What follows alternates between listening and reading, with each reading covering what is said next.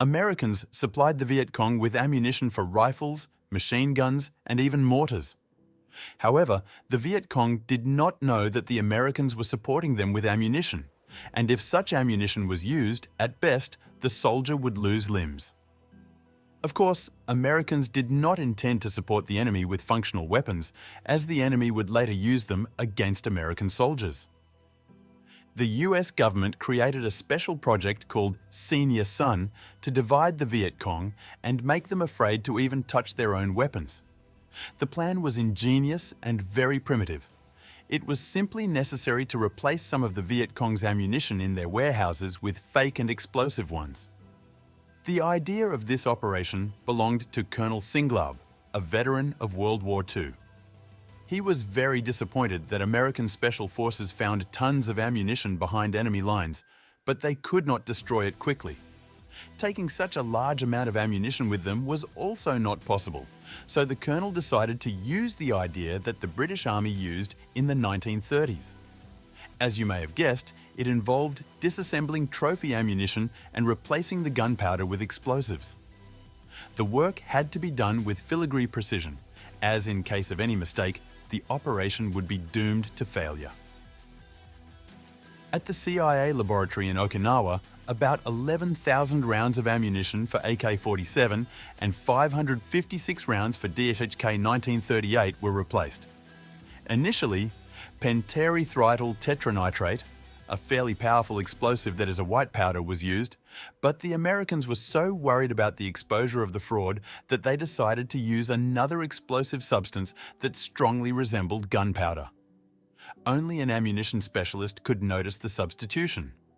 I don't think I need to explain what will happen to a soldier who decides to fire a weapon with such a cartridge. In addition to counterfeiting ammunition for small arms, the Americans also counterfeited mortars. A total of 1968 mines were counterfeited. But it was not enough to make ammunition, it was necessary to skillfully introduce them into the supply network of the Viet Cong. Since the fall of 1965, American Special Forces collected information not only on the territory of Vietnam, but also in Laos. Green Berets attacked convoys, listened to enemy messages, searched for bases and supply depots. Whenever possible, they left fake ammunition, usually one in the magazine of an AK-47, an RPD drum, or in a sealed tin. The key aspect was not to leave more than one cartridge in the magazine in order to reduce the chances of detection or analysis of the explosion that occurred. If replacing cartridges was not difficult, then mortar shells were more difficult. They had to carry wooden boxes with them. The Americans landed behind enemy lines after B-52 bombing and quickly replaced ammunition to avoid suspicion.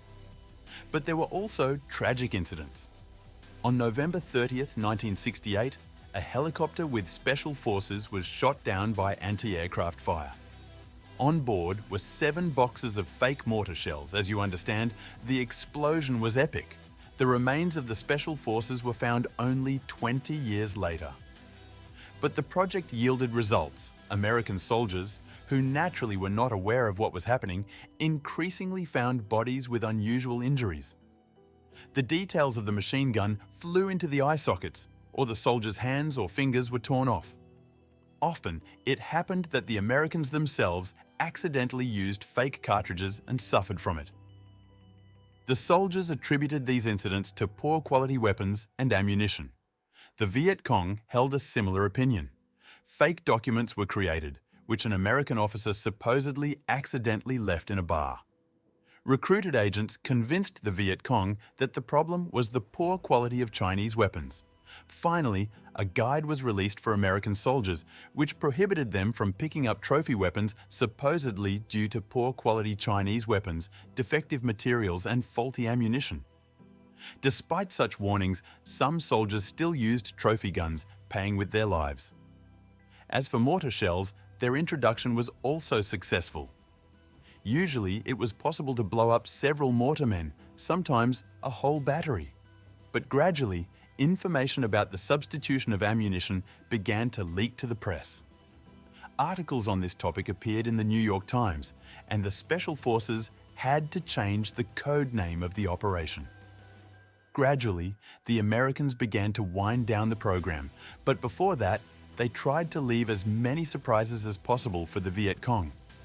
The Vietnamese also began to suspect that something was wrong, which caused discord among the soldiers. You never know which bullet is in front of you, whether it will kill the enemy or yourself. This peculiar Vietnamese roulette made soldiers afraid of their own weapons. It is difficult to assess the scale of the success or failure of the Elder Son project. But according to veteran Major John Gibbs, whose article revealed the details of the operation, the project was successful.